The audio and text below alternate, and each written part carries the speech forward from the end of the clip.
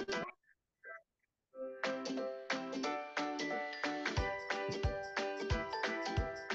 Agate Academy Kids, anak-anak belajar dasar-dasar pemrograman dan pembuatan game, sambil mengenal lingkungan kerja, studio game profesional. Aku suka bikin game. Seru!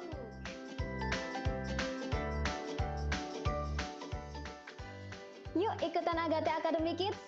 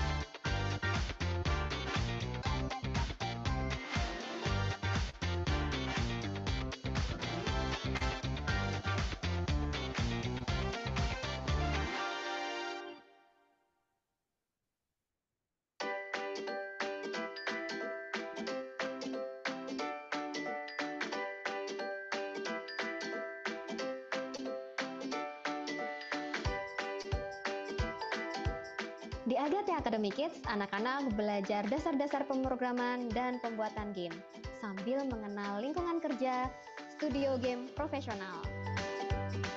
Aku suka bikin game. Seru!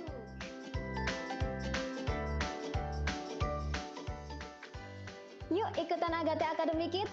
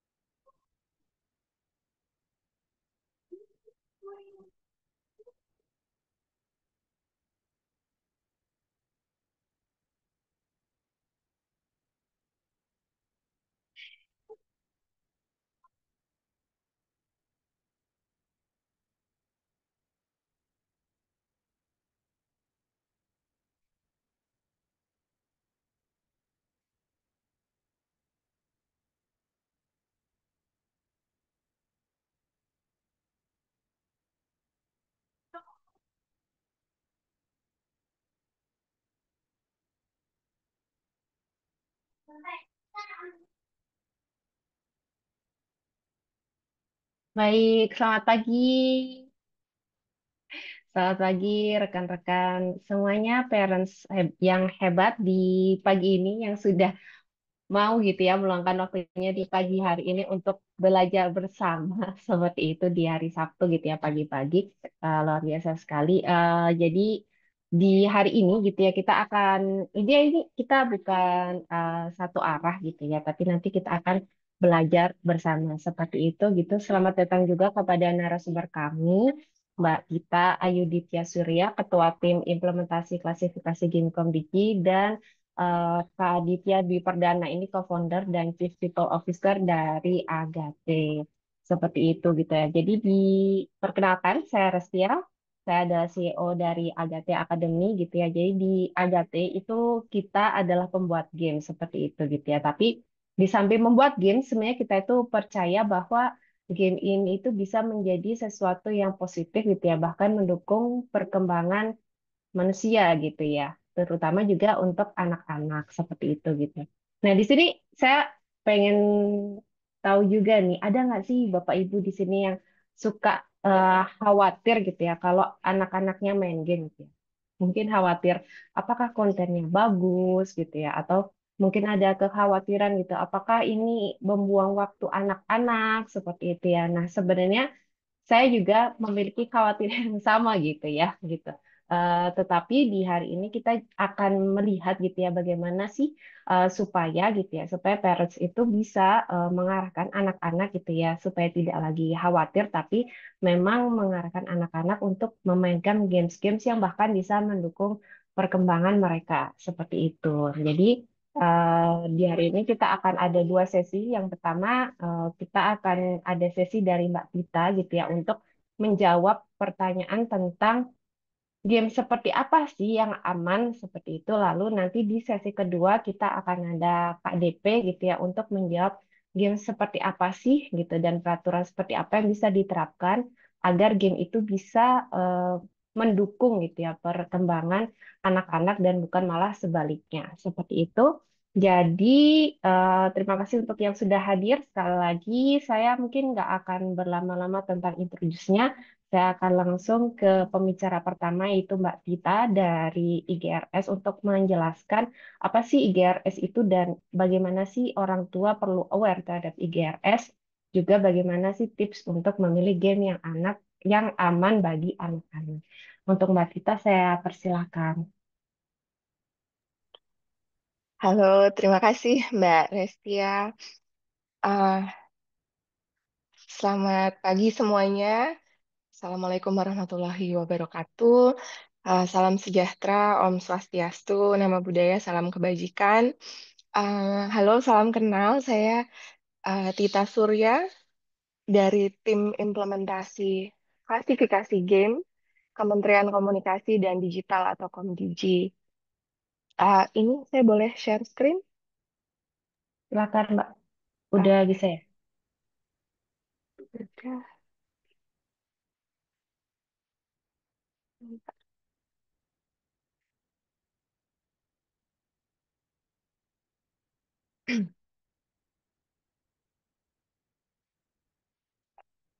Apakah sudah terlihat? Udah. Oke, oke. Tapi belum full screen. Ya, Sudah full screen? belum. Oke, Di saya belum full screen. oke, sebentar. Oke.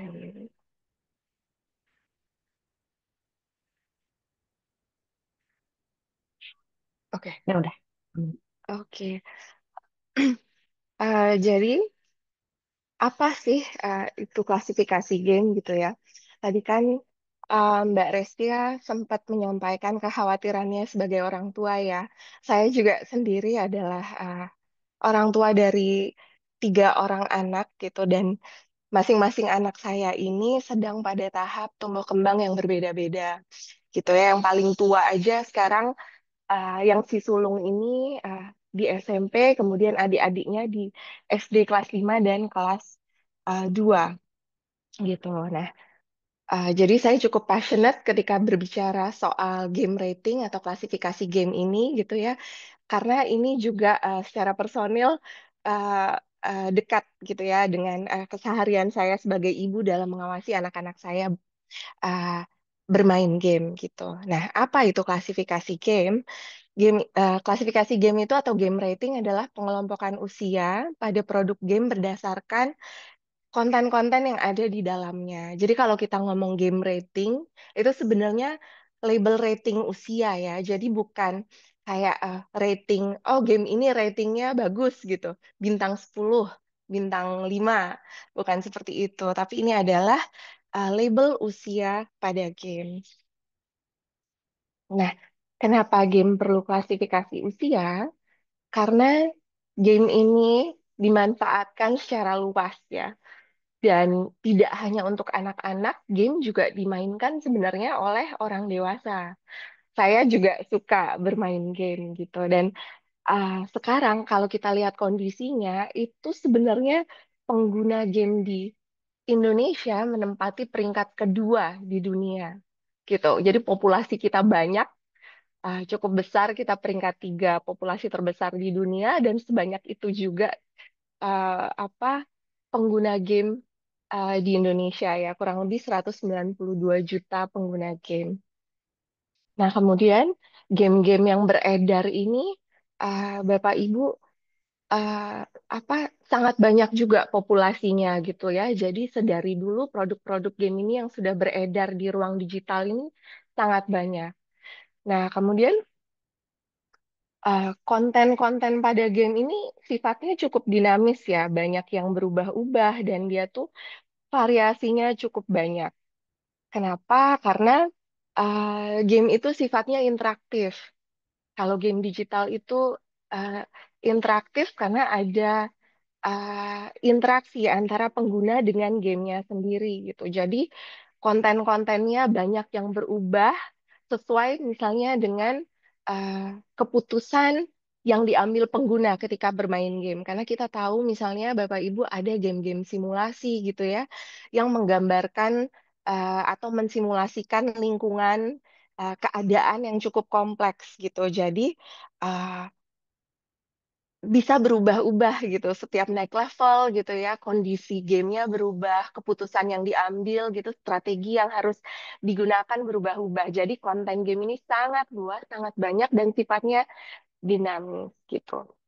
Jadi game rating atau klasifikasi game itu adalah untuk membantu sebenarnya masyarakat khususnya pengguna dan orang tua untuk mengerti dan memilih game secara bijak gitu. Jadi paham game mana yang memang punya konten yang sesuai nih untuk peruntukan usianya.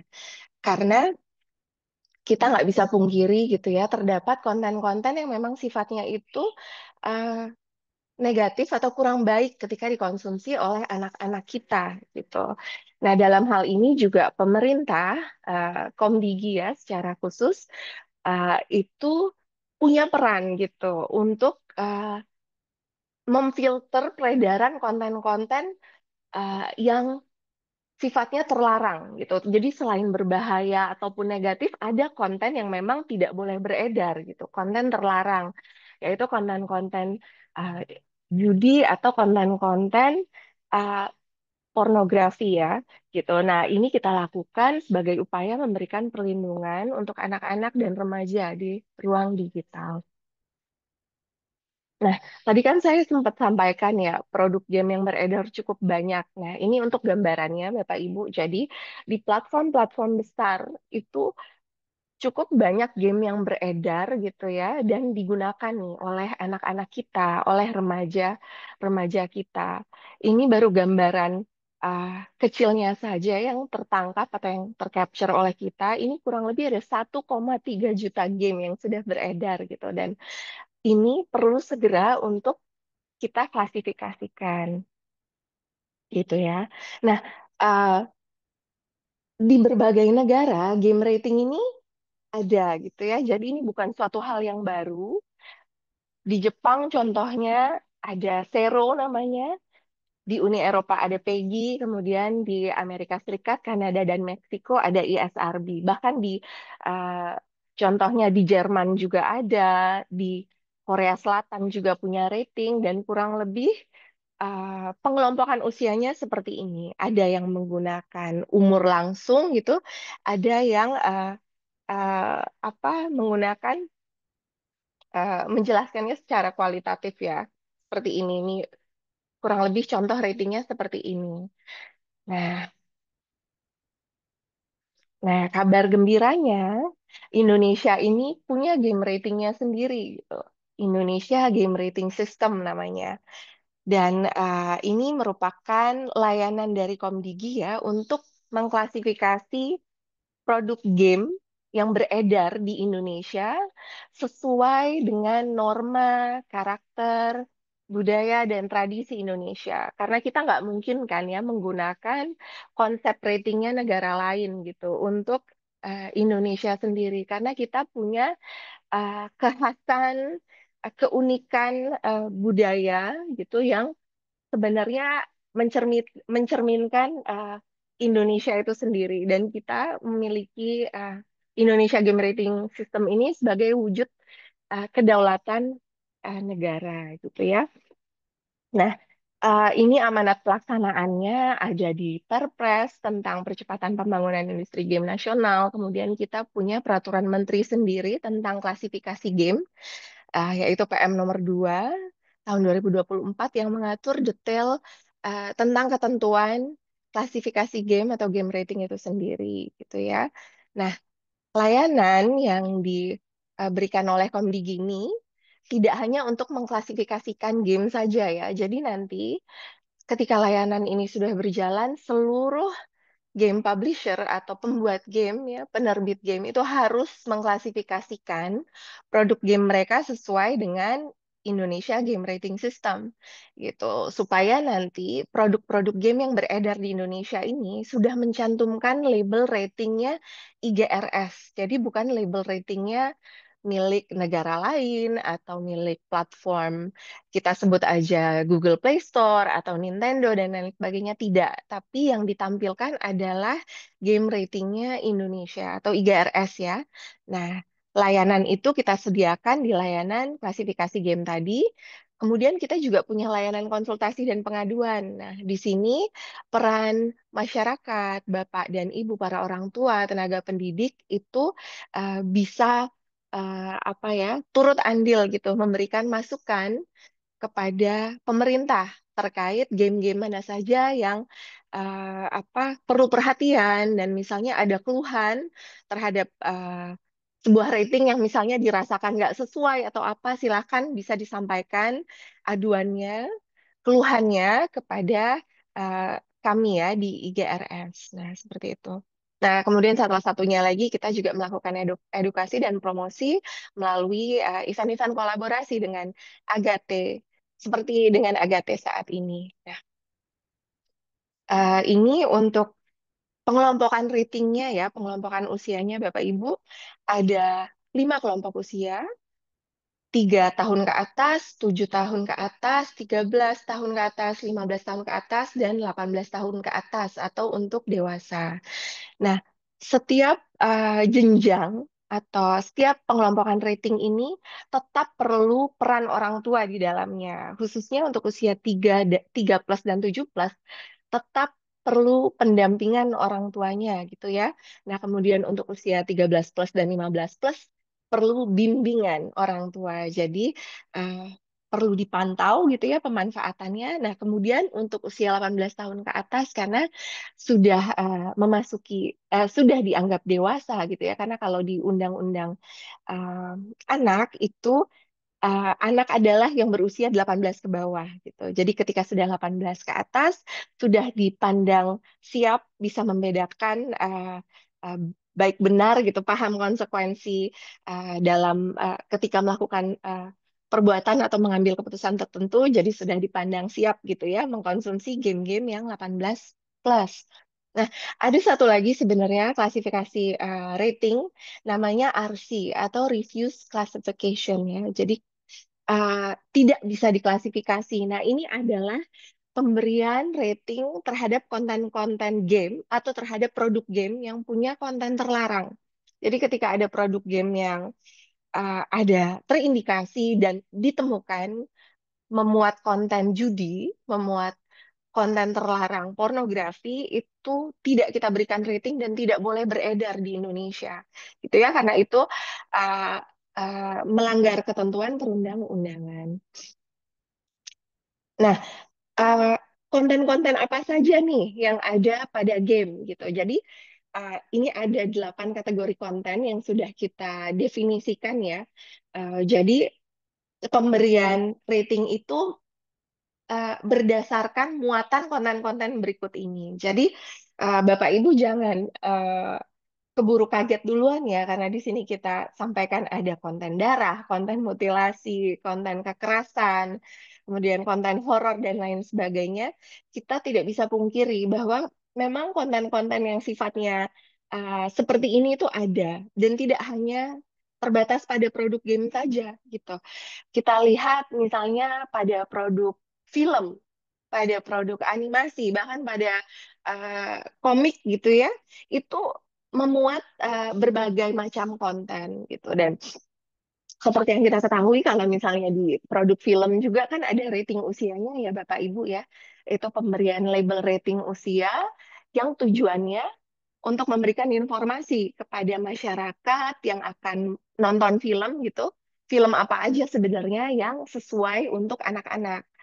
Makanya kalau kita tengok di bioskop gitu ya, kadang misalnya ada orang tua yang mengajak anaknya nonton film misalnya kategori dewasa 17 plus gitu ya, tetap bisa nonton, bisa masuk ke dalam bioskop karena di sini itu sifatnya seperti informasi dan himbauan gitu, bahwa memang produk ini itu peruntukannya untuk orang dewasa loh gitu. Tapi kalau misalnya memang apa keputusan terakhirnya gitu, kebijaksanaan terakhirnya itu adalah terletak pada orang tua atau wali atau pendamping gitu ya. Karena memang tugas kita sebagai orang tua adalah mendampingi dan membersamai anak-anak gitu ya.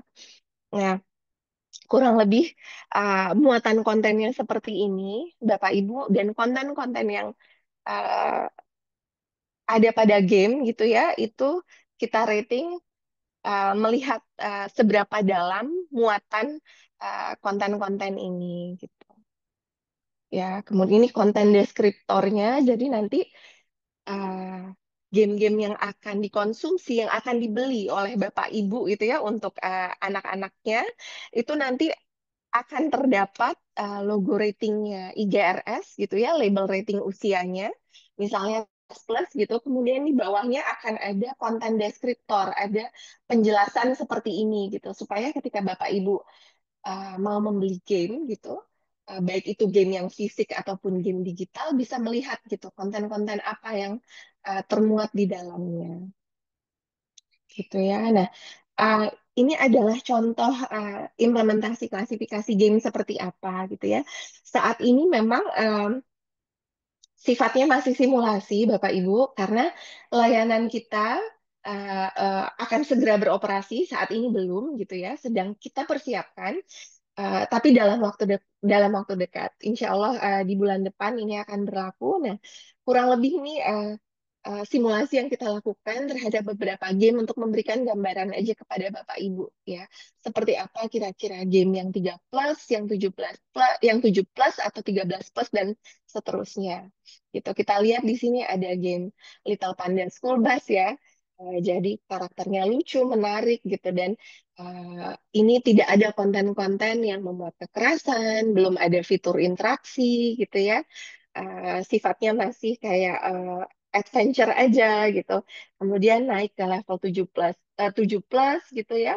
Sama belum ada konten kekerasan, ini sifatnya petualangan saja gitu. Nah, bergeser ke 13 plus sudah mulai menampilkan adegan kekerasan gitu ya menggunakan uh, senjata tapi mungkin tidak realistis senjatanya itu tidak menggambarkan senjata beneran bisa aja misalnya senjata yang digunakan itu senjata mainan gitu misalnya atau ada buah atau pisang misalnya ya yang digunakan untuk melempar-lempar gitu ya. Jadi itu dianggap sebagai senjata yang tidak realistis gitu. Tapi sudah punya di Minecraft ini contohnya ada fitur uh, interaksi, fitur daringnya, tapi dia sudah ada filteringnya juga penapisan bahasa.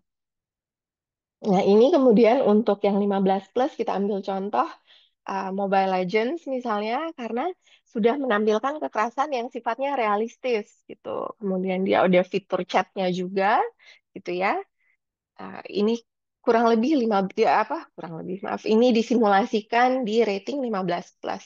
Kemudian ini Grand Theft Auto. Mungkin Bapak Ibu tahu ini gamenya seperti apa. Jadi be beware gitu. Hati-hati Bapak Ibu gitu kalau memberikan untuk tidak memberikan game ini kepada anak-anak karena muatan kontennya cukup ini ya banyak konten-konten berbahaya, konten-konten yang uh, menampilkan kekerasan ekstrim misalnya, adegan kriminalitas, bahasa kasar dan umpatan gitu ya. Ini ada di game-game seperti yang saya contohkan di depan ini. Nah, cuman uh, sebagai disclaimer aja, rating ini merupakan hasil simulasi ya, karena memang uh, proses rating ini baru akan berjalan ketika uh, Indonesia Game Rating System akan diluncurkan secara resmi nanti di bulan depan gitu. Jadi saat ini sifatnya masih simulasi, tapi kurang lebih bisa memberikan gambaran kepada Bapak Ibu ya contoh-contoh game seperti apa saja gitu yang masuk ke dalam pengelompokan usianya IGRS. Nah, kita tahu ya, apapun itu, kalau misalnya dilakukan secara berlebihan atau dengan pendekatan yang salah, pasti bisa berdampak negatif gitu. Tapi positifnya game ini juga sangat banyak gitu. Di sini dampak yang saya tampilkan dari sisi positif dan negatifnya ini bisa menjadi media hiburan gitu ya, untuk relaxation. Ini juga punya efek positif untuk meningkatkan refleks, kecepatan berpikir dan konsentrasi, dan karena melatih teamwork dan lain sebagainya. Tapi kita tahu juga um, seperti dua mata pisau ya. Kalau misalnya kita tidak paham gitu sebenarnya game-game apa yang kita konsumsi gitu, itu bisa berdampak tidak baik, apalagi untuk anak-anak dan remaja gitu ya. Kita bisa jadi lupa waktu gitu ya, malah bisa ada memunculkan potensi untuk adiksi, kecanduan gitu ya, dan lain sebagainya. Tapi sebenarnya ada saya bukan encouraging orang tua untuk mendorong anaknya ayo main game terus-terusan, tidak seperti itu, karena tetap ya semuanya ada pertimbangannya, ada batasan waktunya, batasan usianya seperti yang kita dorong dengan IGRS ini. Tapi ada sebuah jurnal, ada sebuah penelitian yang menunjukkan main game ini sebenarnya bisa meningkatkan IQ anak selama memang game yang dikonsumsi itu sesuai untuk usia mereka gitu ya, sesuai dengan eh, kemampuan dan tahap tumbuh kembang anak gitu ya. Ini adalah satu hasil penelitian yang kami cuplik gitu supaya memberikan semangat kepada Bapak Ibu orang tua dan tenaga pendidik gitu ya untuk tidak melulu memandang game ini sebagai sesuatu hal yang buruk gitu. Karena banyak sekali game-game juga yang sifatnya edukatif dan bisa memotivasi anak untuk mengeksplor keingintahuan mereka gitu ya. Kemudian mengasah kognisi mereka. Nah, mungkin di sini nanti Kak Aditya bisa akan jelaskan lebih detail lagi gitu karena mungkin beliau yang lebih paham tentang ini, tapi kurang lebih kami dari Komdiki dari pemerintah juga menyadari gitu ya positifnya bermain game apabila memang uh, dilakukan pendampingan oleh orang tua gitu ya. Orang tua paham bagaimana membersamai anak-anak dalam bermain game gitu. Nah, di sini saya kembali tegaskan perannya masyarakat cukup besar untuk game rating ini gitu ya. Jadi masyarakat bisa memberikan masukan kepada layanan Indonesia Game Rating System ini apabila memang mendapati gitu ya ada game-game yang beredar yang ternyata belum di rating IGRS nanti gitu. Silakan sampaikan kepada kami atau misalnya ada game-game yang sudah di rating tapi nggak ada labelnya misalnya atau ternyata ratingnya menurut Bapak Ibu semua ini kok salah gitu. Ada game yang beredar untuk anak-anak tapi kok di dalamnya ada muatan kekerasan ekstrim misalnya. Silahkan Indonesia Game Rating System ini layanannya terbuka untuk masyarakat, untuk publik secara luas ya. Nah, ini adalah peran-peran stakeholder di dalam layanan kami. Tapi yang saya titik beratkan dalam hal ini adalah peran Bapak Ibu sebagai publik, sebagai pengguna game juga gitu. Nah, ini IGRS akan diluncurkan secara resmi insya Allah di bulan depan. Jadi ketika layanan Indonesia Game Rating System ini beroperasi, maka kita akan live dan bisa diakses oleh publik gitu secara live ya di website igrs.id. Nanti Bapak Ibu bisa mengakses situs tersebut untuk melihat informasi game-game mana saja yang sudah di rating, kemudian game-game tersebut punya rating apa. Jadi nanti Bapak Ibu mempunyai informasi dan bekal gitu ya yang cukup ketika mau membelikan anak-anaknya game gitu. Atau mengizinkan anak-anaknya mendownload game gitu ya di platform seperti Play Store atau menggunakan apa game-game konsol seperti PS5, Nintendo Switch dan lain sebagainya. Jadi dalam waktu dekat IGRS ini akan berlaku penuh dan wajib. Jadi seluruh produk game yang beredar di Indonesia akan punya rating IGRS. Nah, jadi Bapak Ibu eh, rating ini atau klasifikasi game ini bukan sekedar label atau formalitas saja, tapi ini wujud pelindungan. Ya, bagaimana kita bisa menjaga anak-anak dan remaja kita dari konten-konten yang memang tidak sesuai untuk usia mereka gitu ya. Eh, dan kami serius gitu melaksanakan ini karena pemerintah punya peran untuk menjaga ruang digital gitu ya. Nah, eh, mungkin itu saja paparan dari saya. Nanti silahkan saja kalau misalnya ada yang mau ditanyakan gitu, mau berdiskusi lebih lanjut gitu. Em, saya izin cukupkan. Terima kasih semuanya. Assalamualaikum warahmatullahi wabarakatuh. Waalaikumsalam warahmatullahi wabarakatuh. Terima kasih banyak Mbak Tita untuk insight-nya seperti itu. Jadi dari sesi Mbak Tita tadi, kita itu bisa melihat ya, menjawab satu pertanyaan utama gitu ya.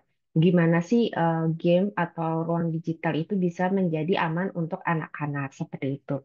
Nah, pertanyaan selanjutnya gitu ya. Selain aman, sebenarnya bisa nggak sih game itu dipakai sebagai sebuah entertainment yang juga bisa membantu gitu ya pertumbuh kembang dari anak-anak. Nah, untuk menjawab pertanyaan yang kedua ini, saya mengundang Kak Aditya Dwi Perdana sebagai Chief People Officer ya dari Agate untuk melakukan presentasi. Silakan. Ya, selamat pagi rekan-rekan semua. Mungkin di sini saya mau berbagi sedikit. Saya diminta berbagi cerita sebenarnya sebagai orang tua yang anaknya main game gitu ya. Orang tuanya juga waktu kecil main game. Jadi mungkin saya mau berbagi pandangan juga eh, dari sisi satunya gitu, dari sisi seorang anak yang dulunya lumayan banyak main game. Cuman kalau sekarang mungkin saya lebih bisa ngomong bahwa oh game itu positifnya karena saya bisa dengan teman-teman gitu ya membuat perusahaan yang membuat game gitu. Cuman di luar itu sebenarnya kami juga saya dengan teman-teman founder Agate itu merasa oh sebenarnya games itu banyak manfaatnya bukan cuman sebagai bisnis gitu ya tapi sebagai oh saya sebagai individu juga sebenarnya belajar banyak dari game gitu. Dulu waktu kecil mungkin saya belajar bahasa Inggris malah lebih banyak dari game gitu daripada sekolah karena waktu itu di sekolah juga baru ada pelajaran bahasa Inggris saya kayaknya di SMP gitu. Padahal main game kan dari SD, jadi sebenarnya ada hal-hal kecil lah yang didapat. Nah mungkin di sini saya mau share sedikit Em, dari mungkin dari POV orang tua dulu kali ya. Biasanya memang tadi udah dibahas yang kesalahan terbesar mungkin ya yang paling sering dilakukan orang tua adalah nggak ngerti bahwa ya game sebagai suatu media itu tetap ada ratingnya gitu, ada kesesuaian umur tadi sudah dibahas. Em, di Indonesia yang IGRS, di US itu SRB, PEGI, Cero itu semua sudah ada di berbagai platform ya. Misalnya Nintendo mungkin banyaknya pakai yang Cero gitu kan. Cuma kan pusing ya harus menghafal. Tapi memang biasanya di platform-platform spesifik tempat mereka main game gitu ya, misalnya di Play Store tadi itu sudah ada pengaturannya juga kan. Cuman yang lebih bikin pusing zaman sekarang adalah online interaction sebenarnya. Jadi walaupun gamenya itu game anak-anak gitu ya, yang main juga banyaknya anak-anak, tapi begitu ada online interaction itu rada apa ya istilahnya bukan rancu ya lebih ke rawan karena belum tentu yang main itu sebenarnya semua anak kecil.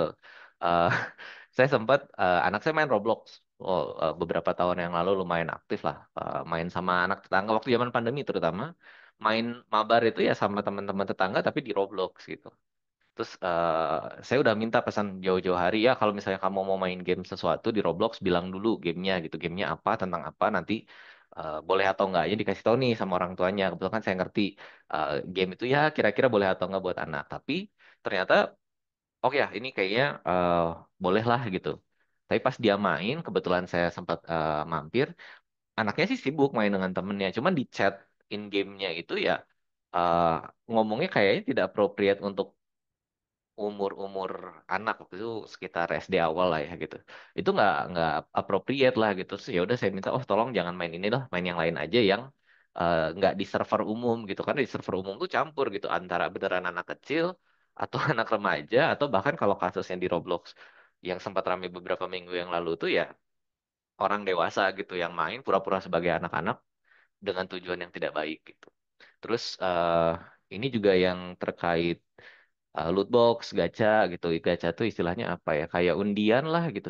Zaman dulu saya undian mungkin di sekolah masih ada yang harus narik tali terus dapat nomor berapa gitu ya, judi-judi buat anak kecil gitu. Kalau sekarang di game juga sebenarnya ada yang terlalu mancing anak untuk spending gitu. Misalnya Roblox tadi gitu. Ada beberapa game yang rada-rada ekstrim gitu ya, mancing. Oh ini kalau kamu nggak spending di in-game ini kamu akan ketinggalan dari teman-teman kamu gitu. Jadi rada-rada mendorong ke arah sana gitu. Itu pun banyak yang sebenarnya nggak terlalu kelihatan dari luar gitu. Oh ya ini gamenya buat anak, tapi sebenarnya banyak juga hal-hal seperti itu. Jadi agak susah kalau misalnya zaman sekarang kita sebagai orang tua nggak ngerti gitu. Oh ini anak main apa sih? Atau ya udah sok dikasih HP eh, ada dibikinin akun Play Store-nya gitu kan. Udah terserah gitu. Itu juga rawan karena nggak semua sesuai bukan bukan sesuai ya lebih kompleks begitu ada online interaction begitu ada virtual currency gitu. Nah mungkin tadi yang tambahannya dari rating itu titipan saya adalah sebenarnya saya justru merasa anak-anak pun harus ngerti tentang rating gitu. Saya sering kali nolak anak saya, oh kamu nggak boleh main itu, kenapa? Karena ratingnya begini, gitu, efeknya apa segala macam lumayan sering nih di berbagai media gitu ya. Kebetulan saya di rumah ada Netflix gitu misalnya. Saya sama istri mau nonton, ada anak, pilih-pilih. Yang ditonton juga harus ngecek isi filmnya gitu ya di info di Netflixnya itu ya isinya apa gitu. Oh ini ada nudity-nya, ada kekerasan, ada apa ya? Saya nggak putar gitu. Tapi sebaliknya juga akunnya dia kita limit si umurnya gitu. Ya udah selama bisa mengikuti itu oke dan untungnya anaknya masih bisa ngerti gitu. Jadi dia saat mau install game yang mungkin umurnya tidak sesuai itu nanya dulu gitu. Konfirmasi lah karena ada beberapa yang menurut saya justru ya mungkin masih nggak apa-apa sih. Dulu saya ingat banget zaman SMP kayaknya saya main game FPS ya tembak-tembakan. Oh itu ya kekerasan tembak-tembakan World apa Perang Dunia 2 kalau nggak salah. Cuman yang menariknya yang saya ingat dari gamenya itu bukan kekerasannya tapi justru saya lebih ingat kejadian di Perang Dunia 2-nya gitu ya. Normandinya kah atau misalnya adegan menangnya yang naikin bendera di salah satu gedung itu malah dari game gitu bukan dari buku sejarah gitu. Cuman ya ada hal-hal yang sebenarnya masih masih bisa lah gitu selama anaknya ngerti bahwa oh ya ini bukan sesuatu yang ditiru atau misalnya ada game yang ngomong kasar gitu ya di film juga kan ngomong kasar disensor gitu beberapa game juga ada yang seperti itu walaupun apa ya namanya ya nggak semua lah tapi begitu anaknya ngerti juga itu membantu kita sebagai orang tua untuk nggak sepenuhnya harus wah diliatin satu-satu anaknya main apa aja segala macam gitu. Jadi itu tambahannya sih. Kalau anaknya mengerti bahwa oh ini ada online-nya, ada chatnya atau apa, ya harus lebih hati-hati. Itu sangat membantu. Jadi mereka pun bisa bantu kita ngerem lah. Nah terus tadi sempat sih bilang oh game itu bukan cuma entertainment dan ini juga penting perlu dipahami orang tua. Makanya tadi saya pakai contoh yang Perang Dunia 2 karena seringkali em, game itu dilihat hanya entertainmentnya aja, padahal yang menarik dari game adalah karena dunianya virtual, game itu bisa memberikan experience yang berbeda dari dunia nyata. Experience dalam artian pengalaman. Kita bisa berperan jadi orang lain, kita bisa em, apa ya istilahnya berdiri di posisinya orang lain. Biasanya game simulasi sebenarnya ya. Dulu game pertama anak saya mainin di komputer itu saya lupa umur 5 atau apa gitu ya. Construction Simulator. Jadi dia main apa itu namanya? eskavator, gali-gali lubang gitu ya, ngancurin ini ngancurin itu, ya sama aja kayak mainan fisik, bedanya digital, bedanya mungkin lebih apa ya istilahnya lebih realistis kali ya, karena kan ukurannya beneran kayak di sebelah rumah gitu, sedangkan kalau mainan kecil itu kan dia cuma bisa mainin.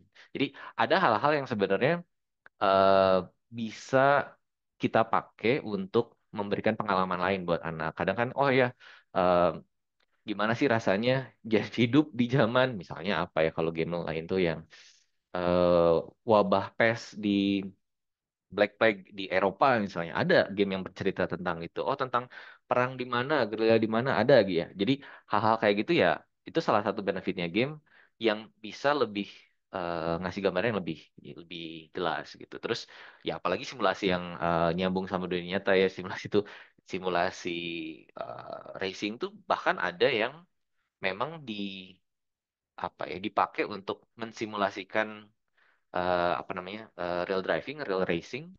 Justru ada nggak banyak sih sebenarnya ada kejadian di mana yang pemain yang jam terbangnya cukup tinggi di sim racing itu racing game simulator itu ya bisa dibilang kayak jam terbangnya di sirkuit itu lebih banyak daripada pembalap beneran gitu.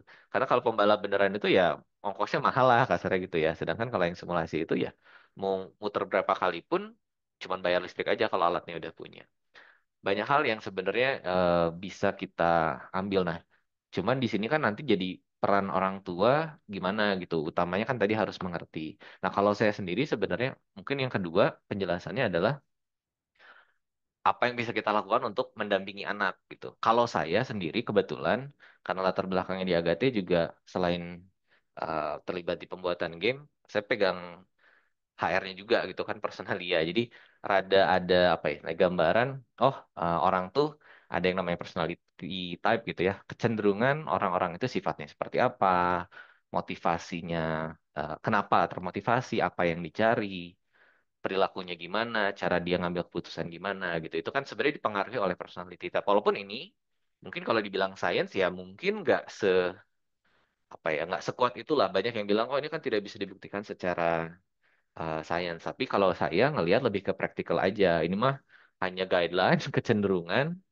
Sama kayak kalau saya main game kayak Football Manager gitu ya, atau game strategi ya, ini hanya eh, panduan. Kurang lebih orang ini tipenya teliti. Jadi cocoknya ya dikasih kerjaan yang misalnya kalau di kantor itu ya Excel, analisa data segala macam, nggak bisa diminta untuk confronting kayak apa namanya menindak karyawan bermasalah karena itu butuh orang yang eh, skill setnya berbeda gitu. Jadi kalau yang saya tuh biasanya mulai dari sebelah yang kiri itu ya cari tahu anak kita sebenarnya personality seperti apa. Kebetulan kalau anak saya mirip perilakunya dengan saya gitu karena anak saya laki-laki em, mirip lebih mirip dengan saya dibanding dengan ibunya. Jadi lebih kebayang gitu. Oh ya dia perilakunya seperti apa. Kebetulan kalau saya, oh sorry, yang kiri ini nama personality frameworknya itu DISC. Jadi DISC itu eh, si 4 kuadran ini ada 2 aksis. Seberapa open biasanya disebut extrovert juga atau seberapa close atau introvert.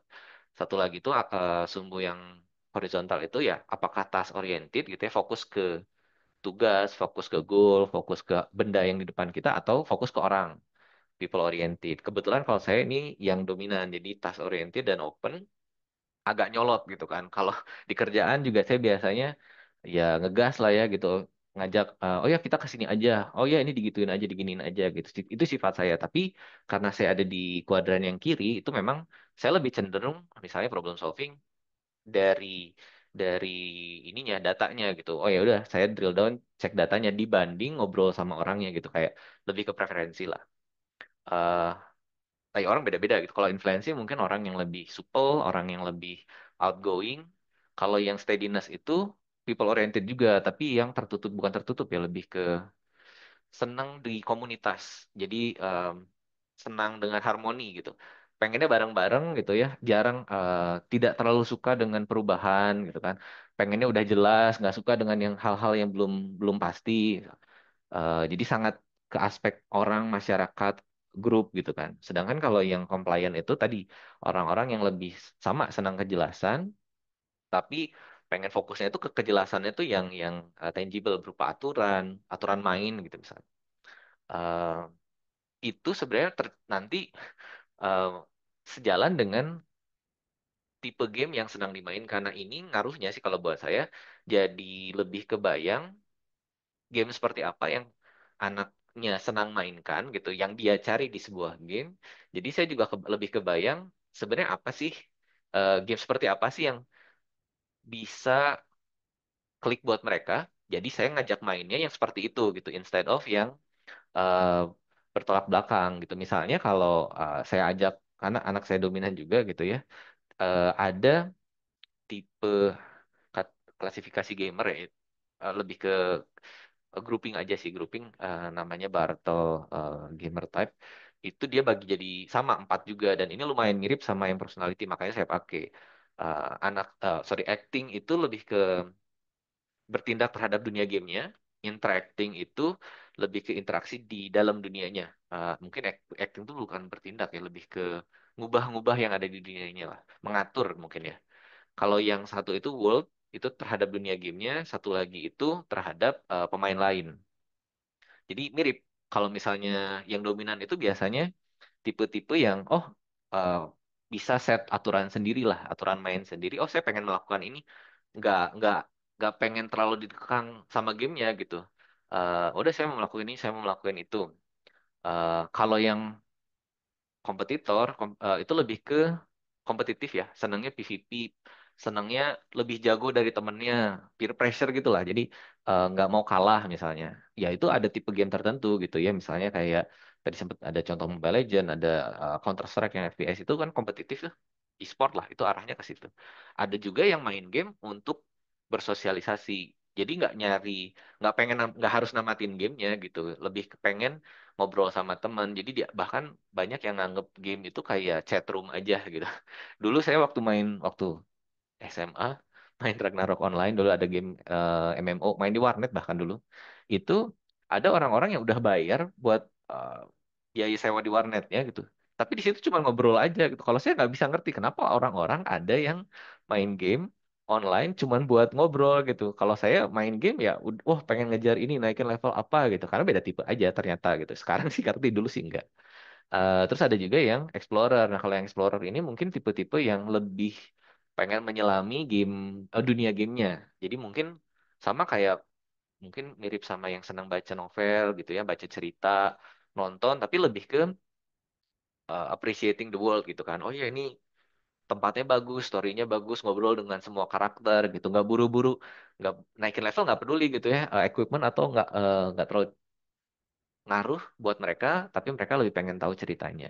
Dan akhirnya ya ini buat saya jadi menentukan, oh yaudah, saya ngasih anak preferensinya tuh ya game-game seperti apa sih gitu, karena em, apa namanya, dari cara main mereka kita bisa, oh ya ini kira-kira personality mereka yang mana gitu. Dan kalau saya personally sih eh, pakai itu sebagai patokan buat mengarahkan mereka. Disambungin sama personality sih sebenarnya. Saya selipin dikit-dikit gitu ya. Oh kan, kamu kalau misalnya ini biasa sukanya eh, apa namanya, ngatur-ngatur lah, bosi lah. Tapi saya bungkusnya ke, oh ya udah, kamu bisa yang menentukan goalsnya, tapi yang yang membangun gitu orang lain, hal-hal kayak gitu saya coba masukin gitu. Contoh misalnya saya tadi sempat disebut Minecraft 13 plus, kayak anak saya main Minecraft sekitar umur 7 gitu. Tapi ya bareng main saya sih, cuman di situ menariknya adalah karena saya dengan anak saya sama-sama tipe yang dominan gitu ya.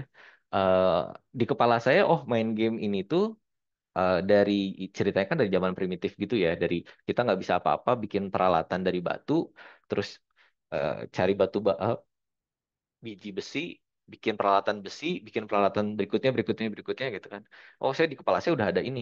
Tapi anak saya pengennya melakukan hal yang, saya pengen bikin rumah, bikin apa gitu, nggak pernah nyambung gitu, karena dua-duanya tipe yang sama gitu. Tapi ya dari situ lama kelamaan, oh ya ini anaknya seneng yang lebih tipenya apa, sandbox kali ya, sandbox, pengen berkreasi sendiri, eh, punya aturan sendiri, hal-hal kayak gitu ya membantu saya untuk oke, game seperti apa yang akhirnya saya perbanyak gitu. Oh ya ini bisa itu.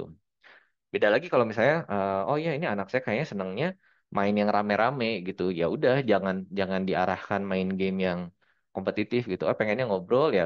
Banyak kok game-game yang tipenya apa ya istilahnya cozy games lah gitu. Jadi ngebangun rumahnya juga nggak diburu-buru, nggak ada timer, nggak ada deadline apa gitu. Tapi oh ya ngebangun desa sebagus mungkin, pelan-pelan gitu kan. Dimaininnya juga lumayan berminggu-minggu. Gitu. Itu yang saya rasa teman-teman orang tua perlu tahu gitu. Uh, nggak harus main banyak sebenarnya lebih ke dengan ada kebayang oh ini anak saya senangnya main seperti ini, perbanyaklah seperti ya yang sesuai dan kita melibatkan diri di tipe-tipe game seperti itu. Mungkin saya nggak terlalu banyak materinya tapi penutupnya sebenarnya tips-tips sedikit uh, tipsnya itu lebih ke tools kali ya. Saya lumayan mengandalkan berbagai fitur parental control di berbagai platform. Otomatis tadi ya mengandalkan rating yang sudah terdata di platformnya. Kalau di apa namanya Google atau Android itu ada parental control, jadi saya nggak terlalu pusing gitu. Bahkan di Play Store-nya nggak akan muncul yang ratingnya di atas umur yang di set. Bahkan saya pernah anak saya mau diinsalin GoPay gitu ya. Terus nggak muncul sama sekali karena oh ya baru ingat ternyata itu di set umur berapa ya waktu itu 13 ke bawah kalau nggak salah. Jadi anak saya nggak bisa lihat aplikasi yang seperti itu karena ya ada transaksi online-nya misalnya. Terus sama di Steam, anak saya paling banyak main di PC. Jadi di Steam itu juga ada parental control library-nya itu di-share antara akun saya dengan akun anak. Tapi jadinya saya pun bisa lihat, ini anak main apa aja. Misalnya ini screenshot yang di kanan gitu ya. Game-game yang dia mainin tuh saya bisa tahu beberapa game dewasa gitu yang ada di library saya. Oh ini ada yang tadi ya kekerasan apa. Itu bisa di-exclude dan sama nyambung sama umurnya gitu. Yang muncul di library dia walaupun sama-sama dari akun saya gitu ke filter juga gitu yang sesuai dengan umur anak yang kita input di Steam-nya gitu. Jadi ya banyak hal, banyak tools yang bisa kita pakai sebagai orang tua. Cuma dengan catatan ya kita juga harus ngerti gitu, ngerti bahwa ada fitur-fitur seperti itu dan ya anaknya juga perlu diberitahu lah gitu. Mungkin kalau tips praktikalnya itu, tapi mungkin kalau yang pengen saya tekankan sih bahwa ya tadi main game itu kalau buat saya lebih ke alat yang bisa membantu dia berkembang tuh dari sisi pengalaman kali ya, pengalaman. Mungkin kalau kalau di sini pengalaman mimpin organisasi atau apa mungkin enggak sih, tergantung tergantung tipe gamenya lah. Kebetulan anak saya bukan yang people oriented ya, jadi lebih ke bagaimana dia eh, mecah tugas, bagaimana dia problem solving gitu. Seringkali misalnya dia main game apa mentok, dia tanya saya ya, saya contohin, oh ini yang belum kamu lakukan ini, hal-hal yang belum dia pertimbangkan atau yang dia belum cek, hal-hal seperti itu ya bisa dikit-dikit saya coba masukin gitu. Mungkin dengan catatan kita sudah uh, punya gambaran nih anaknya kira-kira lebih condong ke personality yang mana, gamenya juga kalau bisa cocok ke situ ya itu yang saya pakai untuk jadi tools uh, mengasah potensi dia di personality itu. Gitu sih. Mungkin yang bisa saya share karena waktunya juga mungkin nggak terlalu panjang ya. Mungkin ya kalau ada yang mau bertanya bisa ditanya jawab aja kali ya. Silakan saya kembalikan ke Restia. Oke, terima kasih banyak KDP atas materinya. Wah, ini insightful sekali ya. Bahkan memilihkan game sesuai dengan personality anaknya yang saya sendiri juga baru kepikiran ya. Iya, bisa juga ya. Jadi kayak gitu gitu ya. Dan juga game sebenarnya juga bisa juga kita pilihkan untuk yang kita rasa kita pengen goalnya anaknya seperti apa gitu ya. Kayak, oh mau belajar bahasa Inggris, ya udah kita kasih yang banyak bacanya seperti itu. Oke, terima kasih banyak untuk kedua narasumber gitu ya. Jadi kita mau langsung masuk ke Q&A seperti itu ya. Barangkali dari Bapak Ibu ada yang ingin ditanyakan langsung kepada narasumber kita ini mumpung ada di sini nih. Jadi jarang-jarang muncul nih kedua narasumber ini. Jadi dipersilakan untuk langsung raise hand aja gitu ya. Atau kalau misalkan sedang tidak bisa open mic boleh menuliskan pertanyaannya di kolom chat. Persilahkan ya, untuk yang mau nanya boleh langsung resen, nanti saya persilakan untuk unmute. Apakah ada yang mau nanya?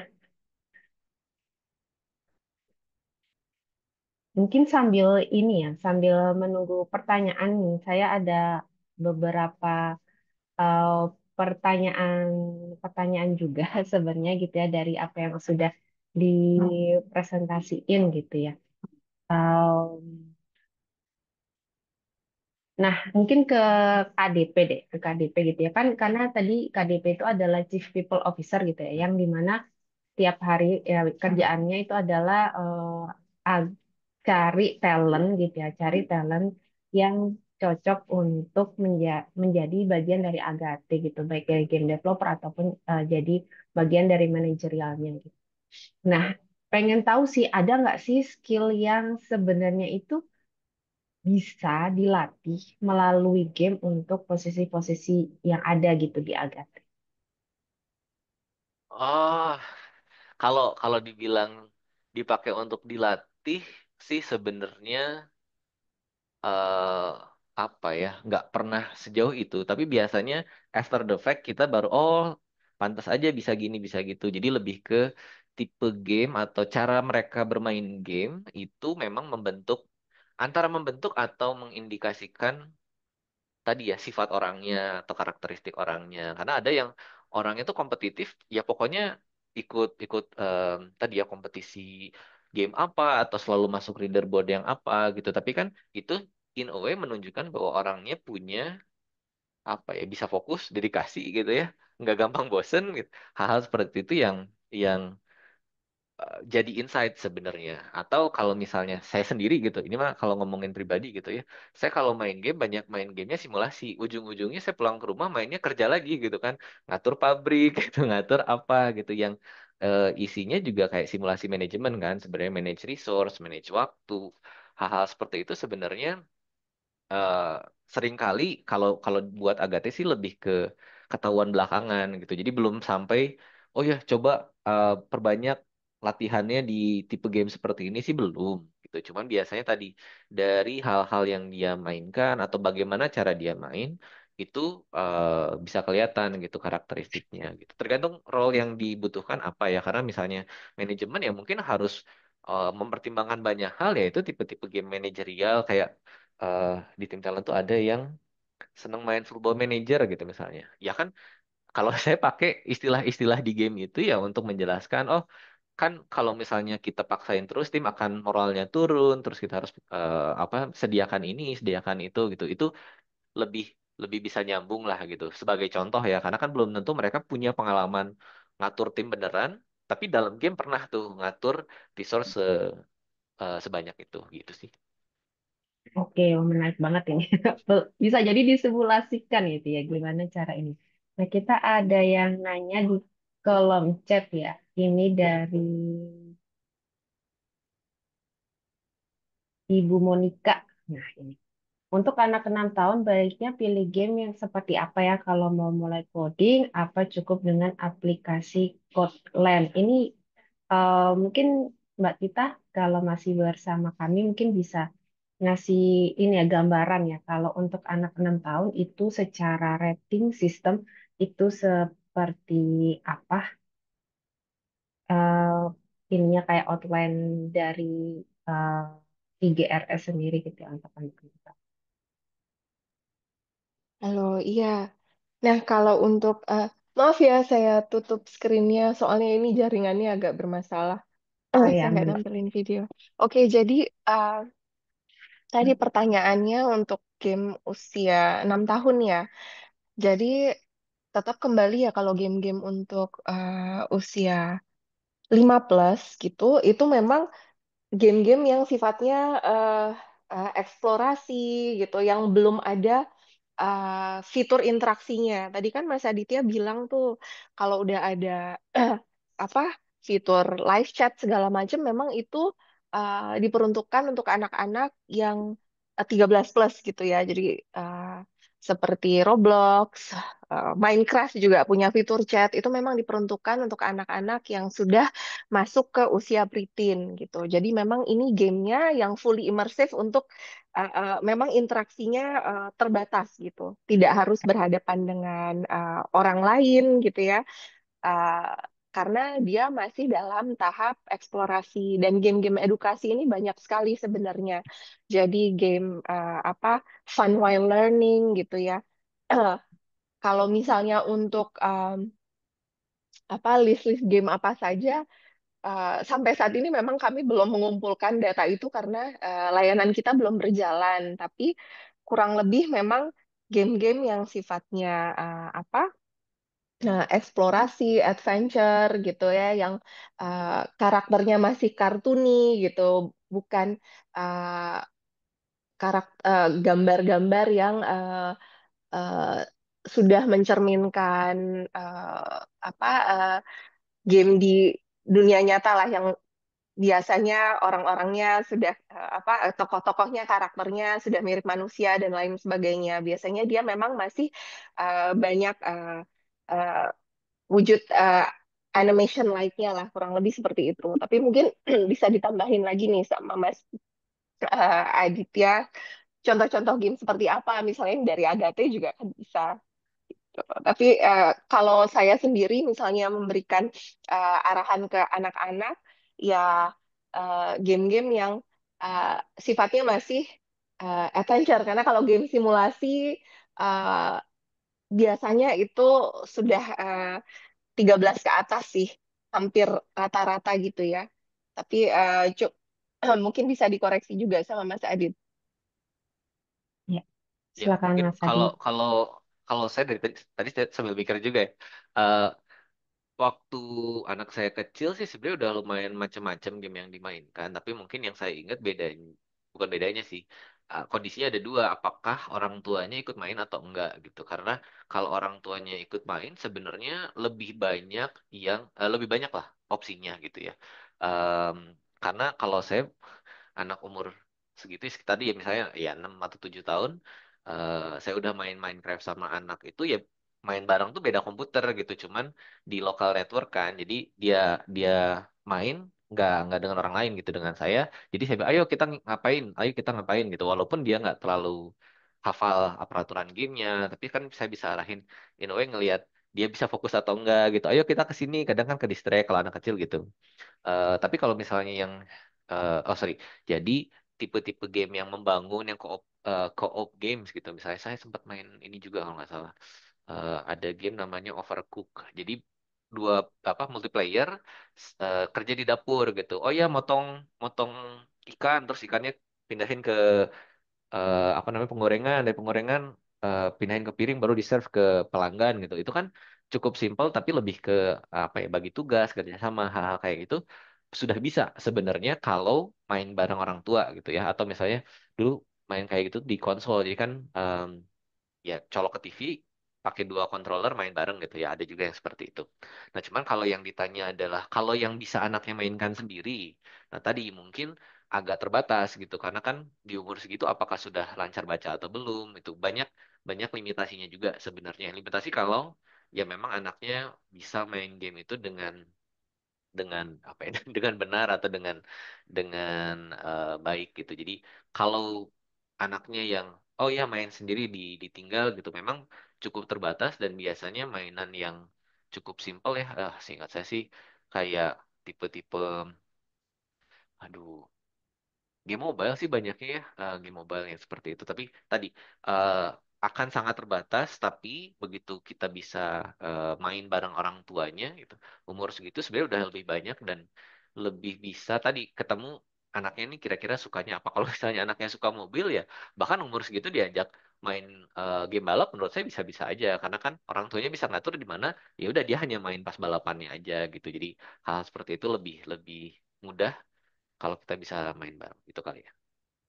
Oke, terima kasih atas jawabannya. Kemudian anak saya 6 tahun gitu ya. Tapi tapi Sohar belum belum benar-benar apa ya, belum belum belum membatasi gamenya seperti apa, kecuali memang ngelihat dari label rating aja gitu sih. Oke, selanjutnya ini ada pertanyaan lagi sih. Kalau mau mulai coding nih, apa cukup dengan aplikasi Kotlin? Mungkin Kak Aditya bisa menjawab ya. Saya belum familiar dengan Kotlin sih, tapi kalau anak saya dulu di awal-awal banyak sebenarnya platform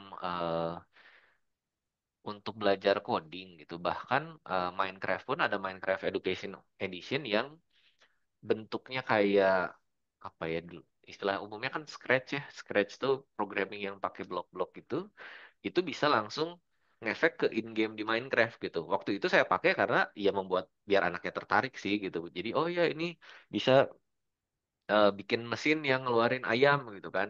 Logikanya ya istilahnya ada kondisi bahwa oh setiap berapa detik sekali nge-spawn ayam gitu. Nah, hal-hal kayak gitu kan buat dia lebih mudah untuk relate dan visualnya udah cukup bagus gitu. Karena kalau beberapa platform lain kadang mungkin yang bikin anak-anak itu dalam tanda petik rada males gitu.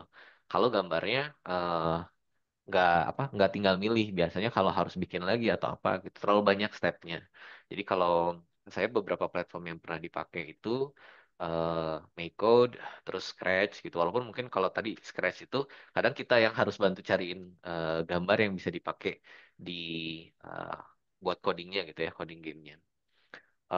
Iya, tapi biasanya itu sih kalau yang untuk umur 6 tahun ya benar-benar yang tipenya block terus drag and drop sih biasanya memang start dari situ. Oke, ini saya coba lihat gitu ya Kotlin itu apa. Bisa banget ya kelihatannya ya Bu Monica. Jadi kalau di Kotlin ini kan anak belajar logikanya gitu ya, logikanya dengan dia bermain games terus dia belajar instruksi dan memang bagusnya begitu ya untuk anak-anak masih usia yang masih muda gitu ya belajarnya itu adalah dengan visual dan menekankan kepada logika-logika dan urutan-urutan dari logika tersebut gitu ya. Nah, ini apakah ada yang ingin bertanya lagi, Bapak Ibu? Oh, ada nih di kolom chat. Apakah game cocok diterapkan dalam bidang pendidikan di sekolah dan kampus? Seperti misalnya baru-baru ini ada salah satu sekolah yang membuka eskul Roblox. Mungkin ke Kak Aditya nih ya. Eh, Eskul tergantung Roblox. tergantung tujuannya mungkin ya karena saya sendiri ya ngasih apa namanya kesempatan anak saya buat main Roblox dan saya juga memastikan bahwa dia tahu ada eh, kita bisa bikin game on top of Roblox gitu ya itu ada user generated platformnya jadi ya saya coba installin si Roblox Studionya gitu oh ya coba sendiri gitu ya oh kira-kira apa sih yang bisa dilakukan yang apa namanya sesusah apa sih sekompleks apa gitu tergantung tujuannya. Kalau misalnya tujuannya untuk membuat, menurut saya Roblox itu sebenarnya bisa jadi semacam apa namanya eh, entry point sebenarnya. Walaupun secara programming agak beda sama kalau yang di industri itu kan Unity, misalnya atau Godot atau Unreal gitu. Nah, Roblox itu isinya lebih mirip game editor atau level editor gitu. Oh ya, mereka sudah menyediakan ini ada objek-objek yang bisa kamu pakai, ini ada fitur-fitur yang bisa kamu pakai misalnya. Makanya orang kalau di Roblox itu paling banyak bikin istilahnya itu OB. OB itu obstacle kayak parkour gitulah kalau istilahnya Roblox. Jadi si si benda-benda yang harus dilompati itu anak-anak bisa atur-atur sendiri gitu. Bahkan saya ingat anak saya sempat sama teman-teman ya, teman-teman sekolah itu saling saling berbagi level di Roblox gitu. Jadi, oh ini saya bikin nih, kamu bisa nggak gitu. Tapi ya mereka bikin sendiri gitu. Kadang ya walaupun nggak bagus-bagus amat ya, tapi ada aspek itulah mereka bisa membuat sesuatu dimainkan sama temennya di platform yang mereka suka main anyway gitu. Jadi uh, tergantung tujuannya. Kalau tujuannya tadi, oh pengen spesifik mengajarkan programming atau apa gitu, mungkin Roblox ya bukan bukan game yang paling cocok untuk itu gitu kan atau untuk yang di sekolah tergantung tadi umurnya juga ya kalau umurnya SD gitu misalnya mungkin tipe game tipe platform kayak Kotlin barusan lebih cocok gitu tapi ya again bisa disesuaikan lah. Roblox pun sebenarnya setahu saya tadi ya banyak di luar sana yang menggunakan itu jadi entry point untuk belajar programming atau 3D atau semacamnya itu ada juga gitu. Jadi ya selama kita aware aja sih, selama kita aware dan bisa mengarahkan gitu. Kalau ekskul Roblox isinya main bareng ya beda lagi nih kalau itu kan tujuannya agak melenceng gitu. Oke, baik, terima kasih. Jadi, explore Roblox ketika bukan sekedar main gitu ya, tapi ada aspek kreasi gitu. Apakah itu membuat level sendiri gitu ya, atau membuat karakter atau semacamnya, itu juga bisa berguna gitu ya untuk meningkatkan eh, kemampuan anak berpikir secara menggunakan logika gitu ya. Nah, oke, ini ada pertanyaan lagi ya dari Pak Irfan gitu. Yang ke Mbak Tita ini harusnya. Yang pertama, apakah IGRS sudah diadopsi oleh distribution store global? Dan pertanyaan yang kedua adalah karena sistemnya self-assessment, jika tidak ada jika ada ketidaksesuaian hasil rating, bagaimana tindak lanjutnya? Ini teknis sekali ya pertanyaannya. Silakan dari Mbak Tita. Iya, makasih Mas Irfan. Pak Irfan, pertanyaannya. Jadi, kalau IGRS sendiri ini, kita sudah kerjasama sebenarnya dengan International Age Rating Coalition gitu. IARC ini adalah apa?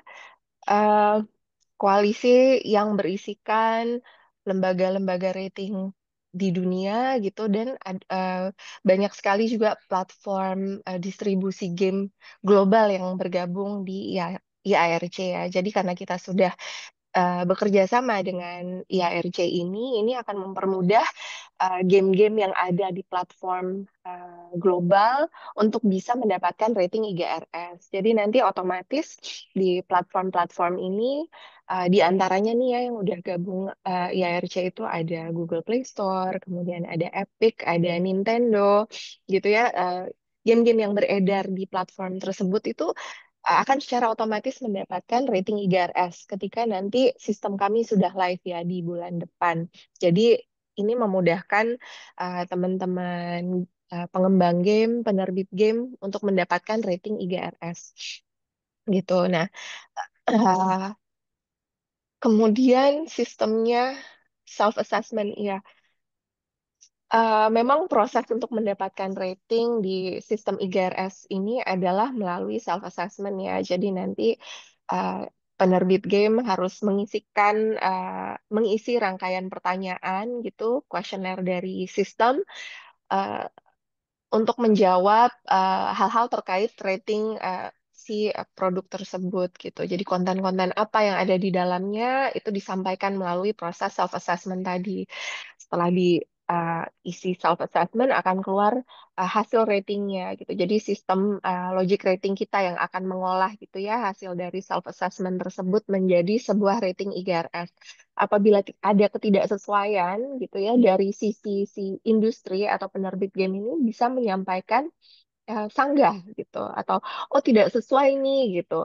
Karena sebenarnya konten pada game kami ini tidak seperti demikian atau apa. Nah, itu bisa menyampaikan sanggah atau proses banding kepada sistem IGRS tentunya dengan menyampaikan bukti-bukti dukung gitu ya yang sesuai. Nah, kemudian eh, ketika itu disampaikan kepada kami dari sisi GRS akan melakukan game testing atau uji game untuk memverifikasi lebih jauh, lebih dalam lagi gitu ya untuk menyelidiki kesesuaian apa antara bukti-bukti yang disampaikan tadi gitu untuk memastikan oh apakah benar ada pergeseran rating dan lain sebagainya gitu.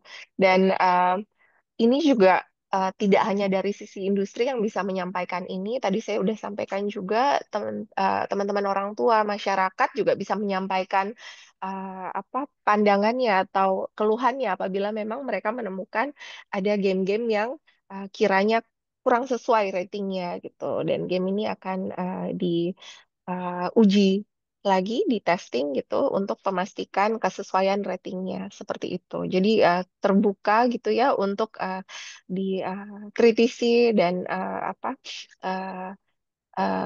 disampaikan apabila memang ada ketidaksesuaiannya. Gitu. Kurang lebih Oke, seperti itu sih. terima kasih jawabannya dari Mbak Tita. Menjawab ya, Pak Irfan. Satu lagi mungkin ini pertanyaan terakhir karena sudah jam 10 lebih dari Kak Natania. Jadi oke. Saya bukan orang tua namun mahasiswi game dev yang fokus membuat serius game yang ditujukan untuk anak-anak. sekolah, saya memiliki pertanyaan dapat juga dijawab dengan para orang tua lain. Menurut kakak, apakah untuk game multiplayer lebih baik tanpa fitur chatting untuk menghindari predator online atau pemain yang menggunakan bahasa kasar atau masih dapat diterapkan? Mungkin dari Mbak Tita dulu ya, nanti kita ke Mas Adit untuk menjawab pertanyaan ini. Game untuk anak sekolah, apakah boleh ada fitur chatting atau sebaiknya tidak? Kalau menurut ketentuan IGRS ya di PM Kominfo nomor 2 itu memang untuk fitur interaksi, fitur chat itu baru ada di game-game 13 plus gitu.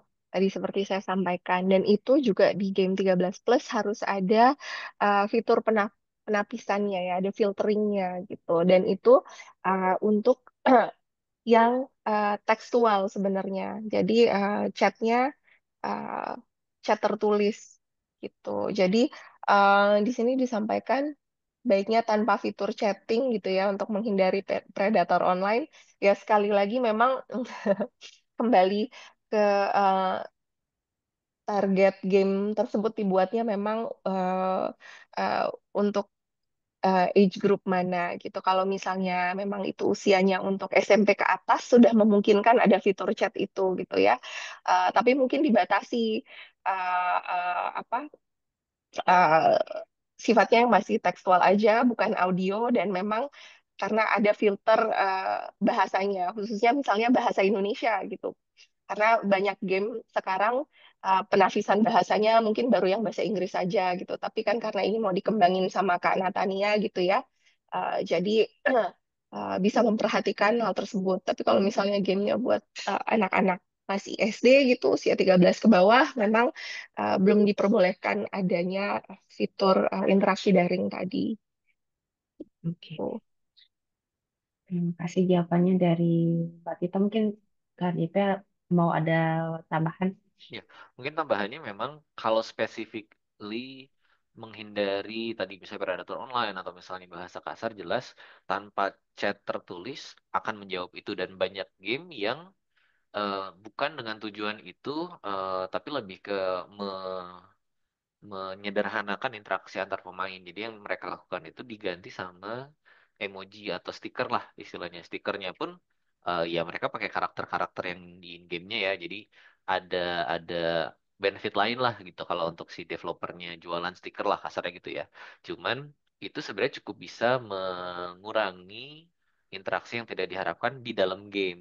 Nah, kalau yang di luar game kan kita nggak bisa ngatur ya. Misalnya, oh ya in-game-nya nggak ada voice chatnya, tapi ya zaman sekarang anak-anak udah bisa pakai voice chat masing-masing gitu apalagi gitu kalau mereka sudah pegang akun WhatsApp sendiri misalnya dibikinin sama orang tuanya atau gimana gitu ya mereka bisa eh, bikin sendiri tapi kalau dari POV gamenya betul bisa kita cegah dengan mengubah interaksi antar pemain itu dengan stiker sih itu banyak kok yang seperti itu ya tipe-tipe card game kayak Magic the Gathering, Hearthstone gitu atau yang beberapa game ini apa namanya game MOBA yang kayak Mobile Legends. Nah, saya lupa tipe yang apa judulnya yang mana, tapi ada yang udah nggak ada chatnya gitu. Karena begitu chat itu ya kata-kata kasar pasti masuk gitu. Jadi itu alternatif yang cukup bagus untuk mengurangi apa namanya mengurangi kata kasar, mengurangi yang tidak diharapkan. Tapi antar pemain sebenarnya masih bisa interaksi. Walaupun ya kadang kalau spamming emote juga orang menganggapnya itu tidak tidak tetap tidak sopan sih. Tapi ya gitulah. Itu mungkin kalau Oke. spesifik dari gamenya. Oke, terima kasih banyak ya atas jawabannya gitu ya. Jadi menjawab sekali mungkin memang perlu berhati-hati dengan adanya fitur chatting dan untuk usia 13 tahun ke bawah gitu disarankan eh, tidak ada atau diganti ya dengan fitur interaksi yang lain seperti itu. Oke, jadi kita sudah sampai nih di penghujung acara. Saya mengucapkan terima kasih banyak ya kepada pembicara di hari ini, KDP dan Mbak Tita gitu ya. Nah, sebelum ditutup gitu ya, saya mau reminder untuk Bapak Ibu, rekan-rekan semua yang mendokumentasikan kegiatan ini boleh di-upload gitu ya seperti itu ke dan tag ke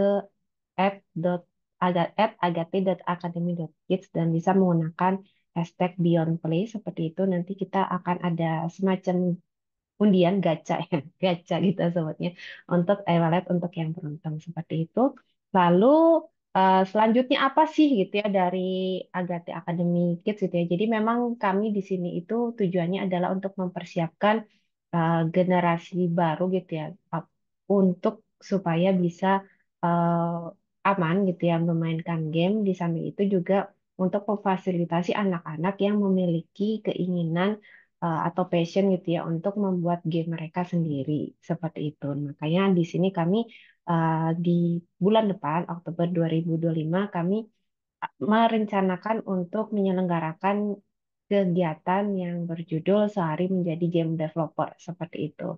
Gitu. Nah, sebelumnya kami sudah menyelenggarakan open house juga gitu dan mendapatkan feedback positif untuk kegiatan tersebut. Jadi kami ingin lagi menyelenggarakan kegiatan, kita akan buka di kantor Agate gitu ya.